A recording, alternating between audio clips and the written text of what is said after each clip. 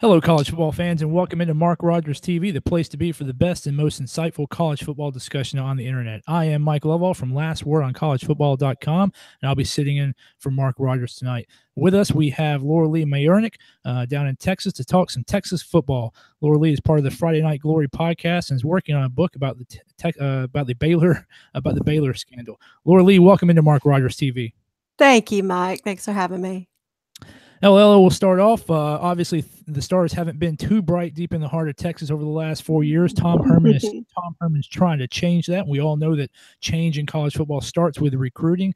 Talk to us about how Tom Herman was able to put together the number 3 ranked recruiting class in 2018, even though Texas has averaged less than 6 wins a season over the last 4 years. Well, Tom has got a really great relationship with Texas recruiting from his days at the University of Houston. So a lot of high schools already know him.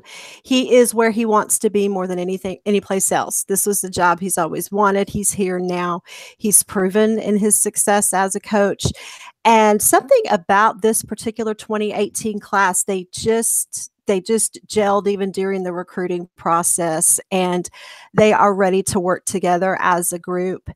And they have just really bought into what he wants to do to change the culture at Texas. Now, if you ask Herman himself, his answer will be that it was all Mother Hustler.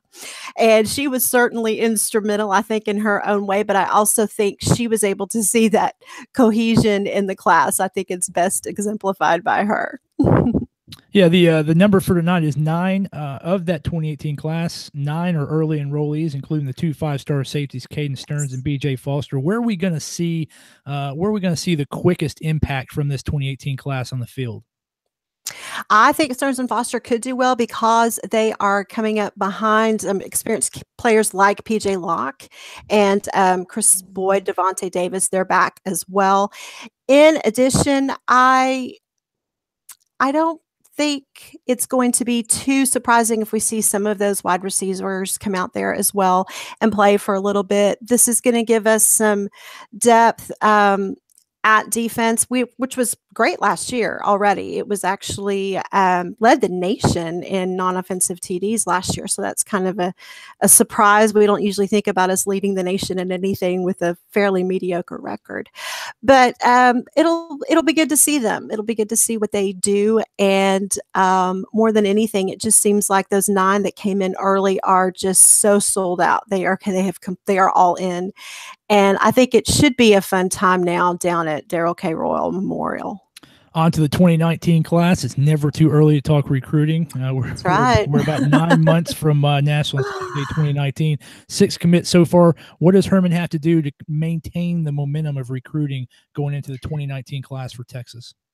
Hopefully he can keep the enthusiasm up that he has had. Unfortunately, we just lost a really big recruit. Nana, I cannot pronounce his last name. Please forgive me, but he was a huge recruit coming out of Fort Worth's private Nolan Catholic high school, and he was down to Notre Dame and Texas, and he went ahead and committed to Notre Dame. That was a huge loss. So hopefully this is just one little hiccup and we'll be able to keep moving forward. I think also as the season does roll on, it's going to show. I think the work will speak for itself and will encourage more recruits to stay, hopefully stay in Texas or come to Texas. So we'll get back to that. We'll get back to the performance on the field in 2018 in a minute. So you talked about Tom Herman changing the culture there in Texas. On our theme of 9, this is Herman's 9th stop as a head coach, 9th stop as a coach. 2nd stop is Texas, and 2nd stop as a head coach. What does Tom Herman need to do other than change the culture from year 1, 7-6 last year, to year 2 to really get Texas back to where Texas believes it needs to be in the national picture? Well, I would have to say have an offensive line, a really strong offensive line. That was the weakest part, I think, from last year. And that was kind of between that and then the quarterback situation, the switching in and out made it kind of difficult for everybody. Now, in the offseason, he hired Coach Herb Hand from Auburn to work with the offensive line. He also has a graduate transfer at tackle coming in named Calvin Anderson. He's coming in from Rice, not too far away there in Houston.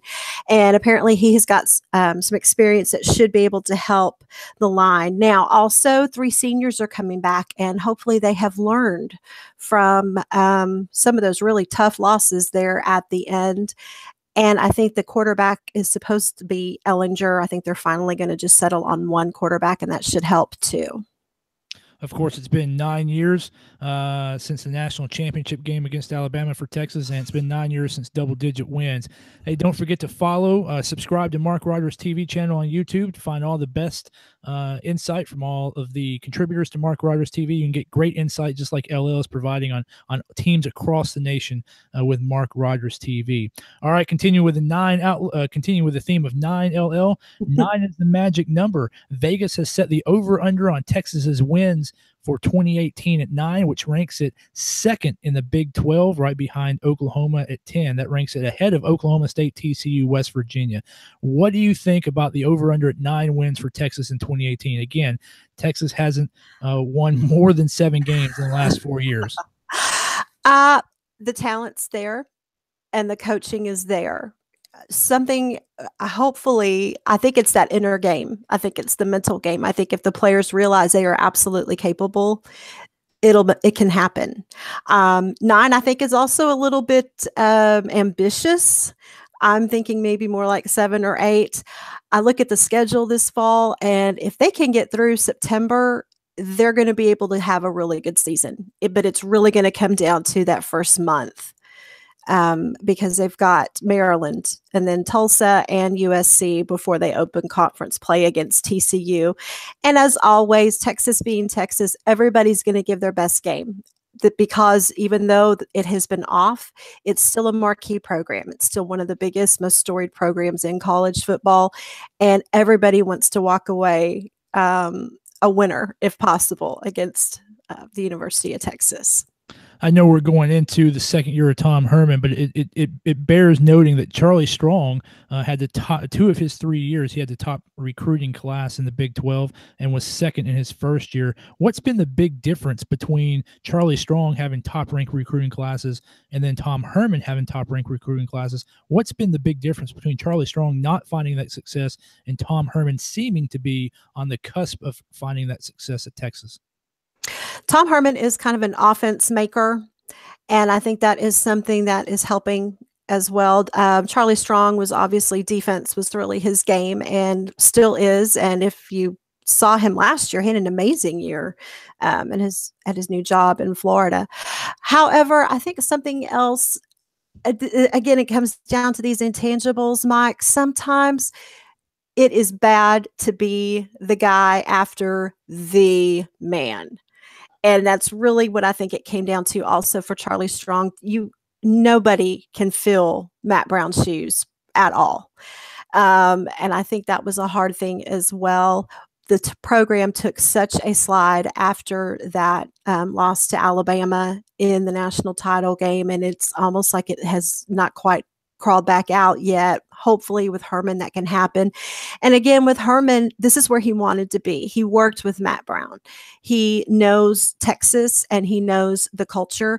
And even though Charlie Strong had some wonderful culture innovations as well, like accountability and character development for his team, it just wasn't quite there. I think Strong got off on the wrong foot by benching 2 players immediately for some off-field shenanigans. And I think that made a bad impression on the people that it matters the most with, which are, of course, your alumni donors.